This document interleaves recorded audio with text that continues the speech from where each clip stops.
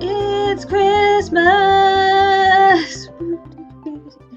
For people seeing our little video, one of us made an effort for Christmas. I don't have any Christmas jumpers. And I mean, I have explained this is not necessarily a Christmas jumper. This is just I own fancy knitwear. I don't have Christmas or Christmas adjacent jumpers. I spend too much money on knitwear, so I have a lot of it. It's fine. I have a lot of black. I have a lot of gray. That's it. Both of those colours are present in my jumper. It's black and grey and red. It's the gothiest knitwear you could possibly have. Anyway, yeah, it's Christmas. We're having a Christmas special. Isn't this exciting? Yay. It's been a bit of a dreary December already. I mean, we're on like the first day when we're recording this, but it doesn't feel Christmassy. It feels wet. Yeah, no, that's very English December, isn't it? Yeah. Really, we should have Christmas in January when it's a bit more wintry. But weirdly, medieval times, they did. We just shifted it backwards because I don't really know. But I do know that in medieval times, the Christmas period was into January. So, because it's shit in January. How are you enjoying December? It's all right, isn't it? Yeah. This first day of it. Yeah, it's all right. So when we moved into this place, which is like a temporary rental until we can manage to buy a house eventually, we got rid of, I used to have like a really tiny fake Christmas tree that I would use in like my little tiny flats when I was by myself. We got rid of it because Tom's like, oh yeah, because then we can have like a nice Christmas tree. And then we got to this time and we're like, do we want to buy a big Christmas tree in a house that we're not going to be, like, to fit a house that is not going to hopefully be where we are next year? So we ended up buying one. I had been wanting one in a pot for a really long time, like one of those small ones that you can buy. Yeah. And then I was going to try to keep it alive as long as possible. And Tom is very resistant to the idea, but finally caved. So we went and bought that yesterday, I think. Cute. So yeah, we bought You're going to grow your own tree. Yes, it's downstairs, so I can't show it off, but his name is Nick. And we're going to be, he's kind of slowly unfurling right now from being trapped inside a little plastic thing. And we're going to decorate him in a bit. But we don't have very many Christmas decorations. Again, we're just waiting until we buy a house, and then we're going to buy a load of decorations and stuff for it. Fair enough. That's fair enough. It's not... Christmas when you're renting isn't the easiest thing in the world. No, I mean, I think it would be fine. Particularly when you're in between, you know. Yeah, I was about to say, I think if we were thinking we were going to be in this house for a foreseeable future, that'd be one thing. Yeah. But, this house sucks. So. This is Christmassy, this opening, isn't it? Yeah. This house sucks, it's wet, it's December, it's been a shit year. No, but that's okay, because it's a Christmas special, and all Christmas specials start with everything being a bit miserable. That's the whole point, right? You got to learn to love Christmas. Yeah, we're in the bah humbug stages. We're gonna, by the end, special, yeah. I'll stick my head out a window and go, boy, what day is it? And they'll say December 1st, and I'll have to go, okay, yeah, okay. Yeah. we got to get our Scrooge out of us, and maybe we'll get through this okay. I actually love a Christmas special. I'm not going to lie. I enjoy them. I am that person who might be like, I will watch them well into like January or something, Christmas specials, because I'll be playing catch up. I want to watch all of them. But there's something about, particularly in the UK, the Doctor Who Christmas special on Christmas Day is always a big thing. And you'll have like, I know that last year we had the big Gavin and Stacey one. Yes. Important. Everybody watched Gavin and Stacey.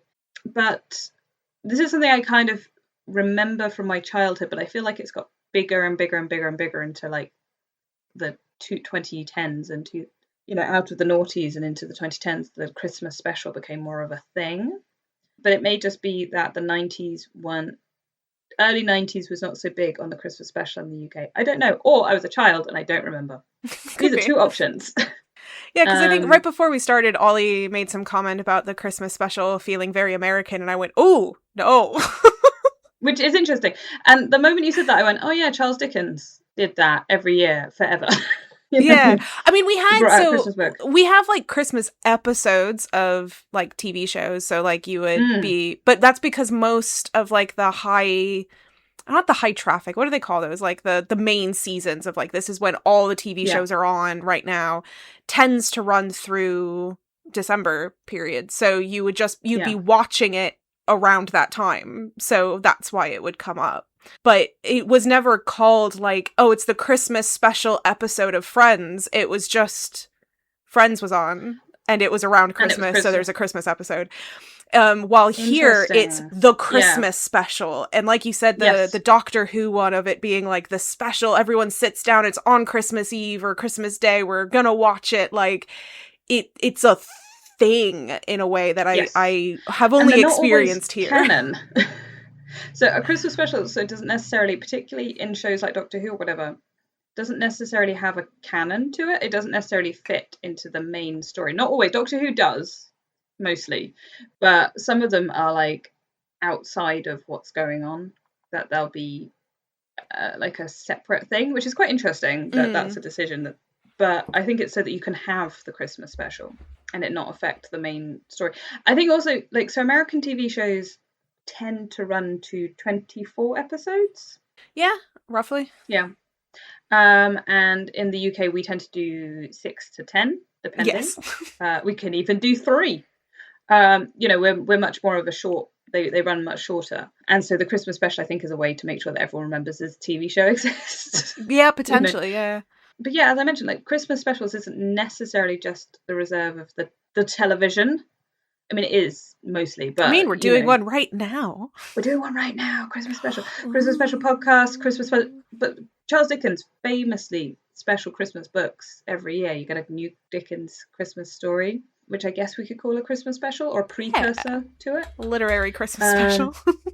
Yeah, but also, like, so here you get things like, the Beano and the Dandy, which for our non-British listeners are comic books for children. They're magazine comic books, so they're not like Marvel or DC where you get a whole story. They'll be like short stories in comic book form, which is the way we do things here. They will always have a Christmas issue that you can buy. Most magazines will have the special Christmas issue. I know it's like a big thing that my mum will always go and buy a big Christmas magazine of like decorating, like with recipes and house decorations and all that kind of stuff. Not because she's necessarily going to do it, because she likes looking at the pictures and it's pretty. And that's like a thing for her to go and pick her Christmas magazine. So again, there's quite a big thing about Christmas being a special thing here, which I guess is slightly different because you guys have Thanksgiving. Yeah. I don't know if you celebrate Thanksgiving, but I know it is an American thing. Yeah. And it's quite close to Christmas. So do you have that kind of stuff of like the Christmas editions of things? Not really. I mean, there are certain like movies or I think more movies than TV shows that are like staples, but they're the ones that you get every single year that you would watch. So there's like the claymation Rudolph the Red-Nosed Reindeer that would always, and it's because basically TV channels don't want to be staffing, so they'll just put one movie on repeat as a marathon and then everyone can leave and go home. But then that means that like you get used to just turning on the TV and at any point that movie's going to be playing. There's also the very American one or my husband just doesn't know about it. I never know if things are American or if my husband is just unaware of it, because that's he's my primary source of English culture, and sometimes he just doesn't know shit. But there's the movie A Christmas Story, which it's an American one, but it's little Ralphie, and it's you'll shoot your eye out because he wants a BB gun for Christmas. I do not know this. That's a big American, Yeah. but again, it's a movie, so it's we have a lot of like movie specials rather than like big TV episodes that will air. Interesting. So it is a bit different, because I've always sort of like the Christmas special as a thing as being like you're excited for it. It's not just that it's not the same thing on every year. Like, okay, the snowman, the animation of the snowman is going to be on every single year because everybody loves it, but there will always be a new one that people can watch. And then they kind of create like a back catalogue of being like, in the run up to Christmas, all of the old ones are going to be on, so you will see them repeated, but it won't be like the new one. So this year I think it's a Julia Donaldson book that's been turned into the Christmas special. It's called The Scarecrow's Wedding. It's claymation, it's really cute.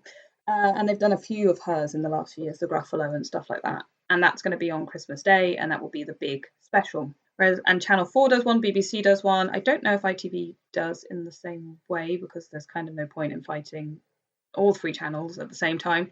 But yeah, the BBC and Channel 4 both have like a big Christmas thing that's for that year, rather than it being repeated. Which, so I suppose it is. This is a very British, weird little thing. It is a very British thing. It is something that when I moved here was like, oh, because I kind of knew of it, because before I moved here, I was kind of I was a bit of an Anglophile, and I was watching a lot of like British TV shows and stuff. So I saw that they had a Christmas special, and I was like, oh, that's interesting. And so then would kind of get into watching different things. And then it wasn't until I moved here that I was like, oh no, like it's not just this is the episode about Christmas. This is like a thing. Yeah. And they'll be like, what you'll also notice is if anyone ever buys like the Radio Times or TV Guide or anything like that, and you actually look at how they're scheduled to not clash with each other too much. So like people can kind of watch as much as possible. Like if there's if there's like a big thing, so like Doctor Who, the likelihood is the other channels will not bother to schedule something, their big thing at the same time as Doctor Who, because it's just not going to work.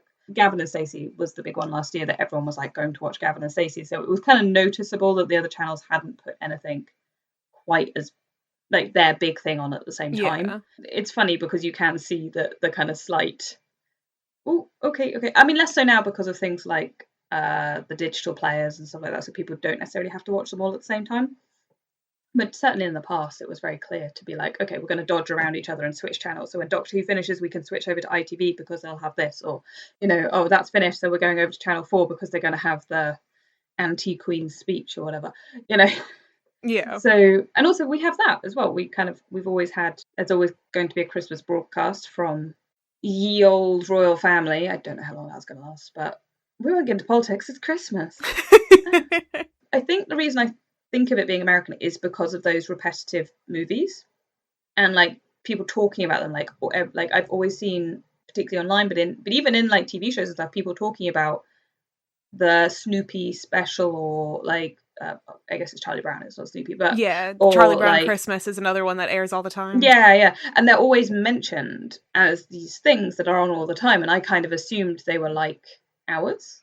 No, so like a Charlie Brown Christmas is also a movie, and yeah, so it's just one of those like you'll have like it's just you can just put it on at any time, and the TV will have, you know, you pick which channel and it'll have which one of these movies, and you can cycle between them. And oh, that's so interesting.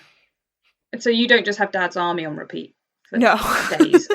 It's like, oh, it's Christmas, put Dad's Army on, everyone will watch that. To be honest, I don't remember. We used to have a Christmas Story on a lot in my household. That was one of my mom's favorites, and we used to do the claymation ones.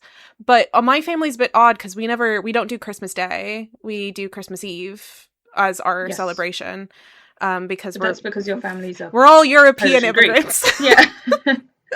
So we would do, well, because my mom's family is Polish, so they also did Christmas Eve. So when my parents met, they united over the fact that they didn't have to give up Christmas Eve because they could just do it. But it meant that I always celebrated Christmas Eve, and then Christmas Day always felt a bit almost like Boxing Day does here, where it's just a bit of a dead day, where you're like, I guess I'll just hang around on the couch because like nothing's open and nothing's on, and there's just marathons on TV. Like you don't do anything. That's what Boxing Day is for. And so that's what Christmas Day has always felt like to me. So yeah, it was always like just the TV would just be on playing some inane thing, or we'd turn it off and put on music, and my mom would always put on Christmas music, which is why I was like, I would rather have the inane A Christmas Story playing than that, please. That's super interesting. And I feel like I am surprised that America hasn't gone in for like big Christmas specials in the same way. I do need to always have a caveat whenever I talk about American culture and what's going on there. I haven't lived there in 11 years. Well, yes, exactly. So it may well have changed. So if somebody comments like, well, actually, like for the last 6 years this has been going on, I'm not going to know. Yeah. This is as American culture stood 11 years ago. We're talking about the past, guys. I just found it interesting because I suppose because for like Thanksgiving and stuff, you have like the big Thanksgiving parades and all this sort of stuff. That's like a big thing. And so I always assumed that carried over into Christmas, but I guess not. Well, and again, like even with Thanksgiving, like you've got the main new thing that always airs is the football game. There's a big, which again was not a thing in my household, but I am aware of it culturally. Mm. is there's a big Thanksgiving Day, like, American football match that plays.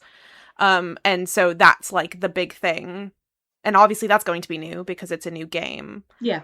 But it's that and the Macy's Day Parade, and that's kind of it. Wow. I guess I just kind of assumed that, like, maybe TV is it can't be. TV is not a bigger thing here. TV is a thing everywhere, but, like, the nature of TV. It's a different thing here. Yeah. Because I think, like you were saying, you have these, like, smaller runs of things. So, like, we've been watching, to put this in context, right? Me and my husband have been watching New Girl, which is an American TV show. So all of the seasons, except for the last one, all have, I think, 24 to 26 episodes. It does seem to go on for ages. And there is, every year, there's a Christmas episode and a Thanksgiving episode.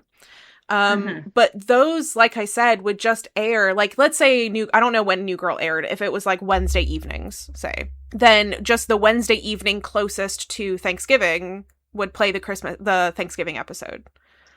Like, it wouldn't air on Thanksgiving unless that just happened to be it. But I don't think they typically do new episodes on holidays, because that would mean someone would have to be in the station to man it. And no one wants to be in the station on a holiday, so they don't do that. Whereas we're like, do you want triple time to be in at work on a holiday? Yeah. So, like, I watch a lot of reality TV shows that are American, and this last week I was confused as to why things weren't popping up. And I was like, oh, that's weird. Like, normally this episode's airing, and whatever, that's fine. I guess it didn't air for some reason. And it's because it was Thanksgiving, and I just didn't... Yeah. I hadn't clocked it until my sister sent me a message that says happy normal Thursday for you. And that was when I was like, oh, right, okay. I see what's happening. That's very funny. But no, that is interesting, because I genuinely assumed, because I'd only ever seen the American TV shows played on TV in the UK, and there always were Thanksgiving and Christmas episodes of them, I assumed they were the same, and like billed the same as the Christmas specials were here. Which they're clearly not. Where, you know, like here, so even things like reality TV shows here will have a Christmas episode. Like, there is always a Christmas Strictly Come Dancing. You know, that's a big thing. Everyone loves Christmas Strictly Come Dancing. And there'll be a Christmas episode of Richard Osman's House of Games that'll run throughout Christmas. You know, there's Christmas University Challenge. Like, that's a really big thing. Like, we have, over the entirety of December, normal University Challenge stops, and Christmas University Challenge starts with famous people. Famous, in inverted commas. Famous. People who went to universities, who have done things. And it's just super interesting to see that isn't a thing other places. Like literally, Christmas TV scheduling is like the big thing. You buy the Radio Times, and it's so chunky because it's going to have everything in it, and it runs for 2 weeks from like December 22nd or whatever the beginning of that week is, all the way through to New Year's, and you have every piece of TV information that you could possibly need is in that. I remember when we used to go up to Yorkshire every year for Christmas. This is our first year not doing that, but that's where my in-laws are, and we would come up and they would have the big, I don't know if they use Radio Times or one of the other ones, but yeah, it'd be like the big chunky one, and they would have it open and they'd be circling which ones, and then everyone would come over and be like, oh, actually I wanted to watch that, and so then they'd like have to figure out, okay, so what we'll do is, and for me it was always like, are we gonna just sit around a TV? Because to me that just felt so weird to do on Christmas, is just to sit around a TV and watch new things. Like, that just wasn't. We would always do that. We were those people. We'd be like, we'd get the big red pen out, and you'd be like picking all the stuff you wanted to watch. Particularly when we had like a VHS player and stuff like that, we would record stuff and then go back and watch things, because you didn't necessarily want to watch everything on the day. But there were certain things you were going to sit down and watch because that you're going to watch them. I have to say, one of the biggest and best inventions of streaming is being able to watch all the Christmas stuff and not have to worry about whether your VHS is going to work. I do wonder how much the Christmas special thing does reach back to... You guys have a different history with Christmas, which is weird because we came from you. But also you kind of came from like puritanical us. Yeah, puritanical us did not do Christmas. We came from two branches of religious offshoots, the ones that are escaping persecution and the other ones going, we want to persecute and they won't let us do it enough. Yep. Pretty so, much. Yep. Basically, which is weird because we persecuted a hell of a lot. I know that shows how bad it was. Yeah. Yeah, Puritans were. You look at what the European empires were doing, and you go, I do. Oh, you were worse. I than do that? like that. Like the top bit of the country was the crazy Puritanicals who wanted to murder everybody. That wasn't different. And then you had like the Quakers who were like, everyone's love, and we should just accept people. And why are we killing people? And I'm like, what is happening? Like, yeah, exactly. Interesting. That's so funny. Oh but anyway, I know it's so funny. Funny, yeah. For a given meaning of so funny. Oh no, with the death and murder. Oh. Well, the Quakers are nice and funny. That's true. Because they don't like war and hurting people. But we have a very different Christmas thing. I think particularly so. Also, we have Victorian Christmas, which is such a specific thing. Let's be fair, pretty much anything you can trace back in the UK as a thing in its current iteration is the Victorians. They went, we're gonna do it, and it's gonna be like it's always been. And you go, no, it wasn't like this. Because sort of pre-Victorian, you didn't have Christmas in the same way. The Georgians certainly didn't do Christmas in the same way. That was very different. And like I said, you go back into early modern and the medieval, and I know I ignored the Stuarts. They're boring. But early modern medieval Christmas is a very different thing because it's a period when work can't be done particularly. I mean, obviously people were still working. Everyone had to do something, but like the fields couldn't be ploughed and grain, and you're waiting for spring, and it's dark and cold and everybody's miserable. And so you kind of had Christmas was sort of a different thing then. But it's interesting thinking about this. There is an excellent Christmas special of Upstart Crow, which is about William Shakespeare. It's a silly. It's written by Ben Elton, who wrote Blackadder, and they're great. Also, Blackadder Christmas specials also great. Blackadder's just great. This is the thing, right? And it's like, oh yeah, no, it's all great. But yeah, I do think it's probably to do with the fact that the Victorians went, we really like celebrating Christmas in a specific way because we have a German person. Victoria married a German, and they do things in a specific way. Christmas trees, etc., etc. But also because in that period you're starting to see more workers' rights happening. And by more, I mean some at all. And so like Christmas Day was a day that people were allowed to take off. That's the whole point of A Christmas Carol, right? That Bob Cratchit wants his day off, and Scrooge is like, what? Because workers had been given the right to have a day off for Christmas, which they hadn't previously had. People did, like they might have been allowed, but it wasn't like a thing. Yeah. Again, historians, if I've got this completely wrong, I'm really sorry. This is my understanding of it from my learning. I may be wrong. You kind of have that, and I think that's probably more and more why it became a thing, was because partially to do with the fact that people were allowed to have a day off, they were seeing their families, they were celebrating, all that kind of stuff. And then you have people like Charles Dickens who are like, I'm going to invent Christmas like as a thing, and we're going to do it, and there's going to be ghost stories, and there's going to be a book every year, and then there'll be Christmas trees, and then they start erecting the massive Christmas tree in Trafalgar Square, and it just kind of snowballs out of the Victorian era, because definitely it wasn't like that pre the Victorians. Well, the ghost stories could be a little bit. So there's a history of fireside chats that were called, I think, Spirits and Goblins is the tradition from like 15th century kind of shit. Yes, and definitely reimagined under not quite as regularized or traditionalized or understood collectively. It was more of just a tradition of sitting around a fire and people tell spooky stories which everyone likes to do around a fire. That's the fun thing to do around a fire. Exactly. You also have things like the story of Gawain and the Green Knight, which is a Christmas story for people who forget. It all happens at Christmas, that the Green Knight comes while they're celebrating Christmas, and Gawain takes on the challenge and cuts off his head and all this sort of stuff. And it's all about, it's to do with that.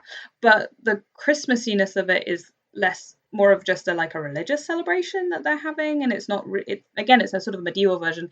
And also we have to remember that a lot of the Arthurian legends were kind of rewritten again by that same lovely group, the Victorians. But no, the original, it is definitely set at Christmas. But again, Christmas is a different thing in the medieval period. I think we should watch Gawain and the Green Knight every year at Christmas. I think that's a great Christmas story. Watch Dev Patel go a bit mad. Yes, excellent. It's a good film. a very good film. Oh, we haven't done an episode about Arthuriana yet, have we? No. We should do a whole episode about Merlin, the TV show. Oh, well, yes. That for sure, yes. Yes, I do think that we collectively being the United Kingdom, and particularly England, went, we're going to make this a thing. We're going to do a thing. And then I think also to do a lot of philanthropy that the Victorians kind of were into. I'm not going to say it was necessarily a great way of doing things. They had lots of interesting ways of doing things they thought were good. But it was about, collecting alms for the poor and all this kind of stuff. So there's a lot of, I think, that means that we do things of like, and we talked about this with the Charles Dickens episode, which everyone should go back and listen to, our Charles Dickens Christmas Carol episode. But yeah, I think that maybe that's it. We just kind of completely cemented the idea of Christmas is this big celebration for us in a way that maybe it isn't for other places. I don't know. Yeah, I mean, I think it's a different kind. I think there's it's almost like a different kind of familiarity reaching. So for like in the American version of it, the repeated, again, for the media consumption around it, it's this kind of like, this is the movie that we all know, that we all have grown up with, that we put on this time of year, that like it's that level of familiarity of, it's like, it is this exact movie that we rewatch every year for this thing. While I think here the familiarity is in Doctor Who. Like, I know Doctor Who as a concept, but instead of watching old Doctor Who, we're going to all gather around to watch the new one because that's what will convince everyone to gather around at the same time. Yes. While definitely. in America, it's less about same time and more about same thing, if that makes sense. Yeah, that does make sense. Yeah. And I think that also is where things like pantomime and stuff, that's where that's a thing here. That everyone loves going to a panto. Not everybody. Some people hate panto. But like going to the panto with your family, or like school trips, go to pantomimes and stuff. Like, it's a big thing here to go and do that. And there will be a new one every year. It's not that you're going to go and see the same play, but you're going to go and understand there's going to be a dame. There's going to be silly songs. There's going to be some dancing rats. And, it's going to be fun. And that's a big thing for us here as well. And it's part of that whole Christmas specialness, I guess, of you go as a group collectively to do something together. Like, I think here we definitely have the thing of, like you said, the sitting down together. It's the act of doing it together. And so the newness is what will encourage people to do it, even if there is a familiarity in the way it works. You need to have some of that connection. If it was just a completely new story, complete disconnect, but it's a Christmas special, I don't think it would work. Like, it has to have Gavin and Stacey. It has to have a familiar like a book that people knew, or an author that people connect to. Or there was one, was it last year, where it was the scarecrow thing? There was the Abominable Snow one Abominable Snow Baby was last year. That was quite good. No, that was so Pratchett though. People knew Pratchett. With oh my god, hold on. What is his name? With like Wurzel Gummidge. Yes. Was that last year? I think it was the year before. The year before. Yeah, see, that's again, it's a story I didn't know, but like my entire in-laws knew the story. But it was a new filming, it was a new thing, it was a new version, it was a new but like they knew the story, they knew the idea. Yeah. So it's Wurzel Gummidge is very old. So that was on John Pertwee played Wurzel Gummidge, to give you an idea, before he played Doctor Who. So it's quite an old one. A bit of a British institution. Sort of like Paddington, or any of those kind of old TV and book classics. People kind of know them. But yeah, there was a new Wurzel Gummidge film, but there's also been a new TV show, I think. I just knew the Christmas special because that's what I was there for. And I watched it. I watched it because it was the Christmas special that we had all gathered round to watch that year. Well, like, I think one year there was like a Paddington short, Christmas Paddington, and all that kind of stuff. So like a lot of it does play on nostalgia. It does play on what people. So that familiarity of the thing is there, but it's definitely, this is a new thing, a new version of it. So it's sort of a mix. I guess it's a mix of nostalgia and novelty all at once. Yeah. Which, that's Christmas, right? Yeah, I think we lean far more into the nostalgia of it. Although, I mean, this is going to be a whole nother, maybe a different episode, a different Christmas special for a different year that we'll do is on the Hallmark Christmas movies. See, that's a whole thing. That's a whole different thing. But there are those. Yeah. Those things do exist, but they're not. That's what I was thinking of. Yeah. It's not quite the same. It's not quite the same. It's not the thing that you would gather around. It's a thing that you would watch on the lead up because it's stupid and fun, and but that's a whole different thing. Because we also have, of course, the big thing of the Christmas advert here. Like, oh yes, when that's a big thing, watching the Christmas adverts, and all the sort of the big supermarkets compete with each other to have the best Christmas. Yeah, so advert. to the point of like in jokes, like there are in jokes. For anybody who is outside of the UK listening to this, basically every year around mid-November, I would say they start coming out. Yeah, now. They didn't used to. It used to be the September the 1st, but yeah. There are, basically, the big companies will put out a Christmas-themed TV advert, but it's always kind of long, and it's like its own like mini film that is all just an advertising for Sainsbury's or Marks and Spencer, or like it's just fill in the blank. And they're like they have a celebrity in them, or they've got a character. Like, so is it Aldi has the little carrot character? One of them, so they'll have like a character that they bring back every year who's the Christmas thing, or Sainsbury's, I think it's Sainsbury's or Tesco's do the BFG, so like a big Roald Dahl tie-in. BFG. Sainsbury's. Yeah. The Christmas one this year for Tesco's is about like becoming a kid again, which is quite sweet and quite funny. And then you've got Waitrose this year, who basically went, we're going to make a rom-com. Yeah. We're going to make an entire rom-com, and we're going to have Keira Knightley in it. Keira Knightley playing Keira Knightley. Yeah, exactly. And then Joe Wilkinson. Yeah. Who, again, if you're not in the UK, is a strange comedian. I love him deeply, but he's very funny. And it's a whole film. It's like a 20-minute film on their website that you can watch, and parts of it are the advert. It's really weird, but also like, wow, you really did that. Whereas like Marks and Spencer's have kind of gone all in on Dawn French being the face of Christmas for them every year, and you know they changed that up a bit, which is quite interesting, really. The people, each one is sort of.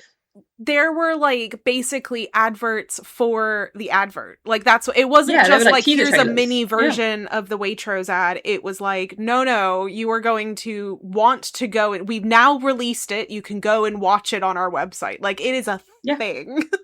It's a big thing. And it's not just like the Coca-Cola one, which this year was made by AI and was horrific.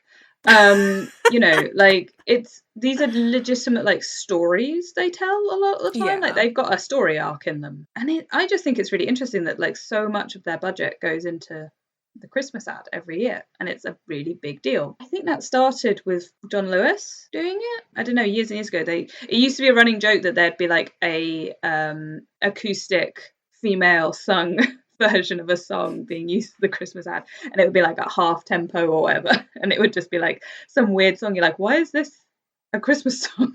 But they made it Christmassy, like stuff like that, which is very funny. But yeah, like I think maybe we us Brits were like, we want Christmas to look exactly like this. You know, it's like we love all this kind of stuff. Yeah, I think there's a certain level of in both cases of the Christmas media. And particularly the Christmas special here in the UK, there is a certain level of like hyper real Christmas, of like the idealization of what Christmas is quote unquote supposed to be. And which I could rant on why this is such a bad thing for so many people. But it is, I think there's a huge emphasis on that of like, and I think there's a certain level of that in the American ones as well, of like those nostalgic films are chosen for a reason because they are the kind of epitome of what Christmas is quote unquote supposed to be. Yeah. I think as well, like there's quite a lot of stuff now where they, as there always is with this stuff, they take that idea and then they subvert it somewhat to be a slightly different version. But I do always end up with that message of like it's sharing time with loved ones and sitting down together. They always, even if they subvert it, it does always end up there. Well, because that's the myth of Christmas. Yeah, exactly. And that's not how it goes for everybody. But it's certainly, and continually beating that can be incredibly damaging, which is why suicide rates are incredibly high this time of year. Ooh. Maybe the Christmas special is evil and I not think fun.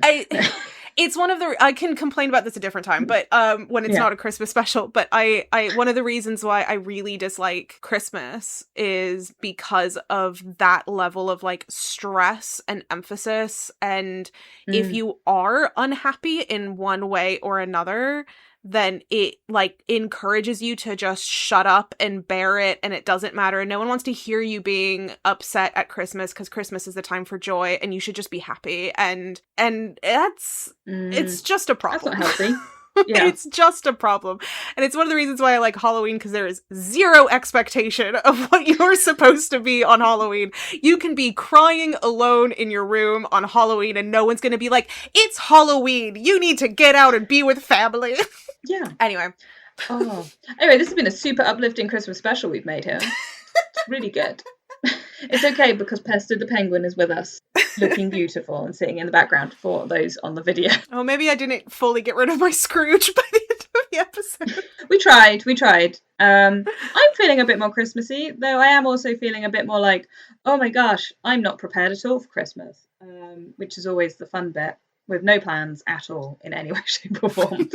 Or, in fact, my biggest thing is everyone always wants to do things on the same day, and you're like, no, that was the day that I'm doing, because it's everybody's free day is a Friday evening, whatever.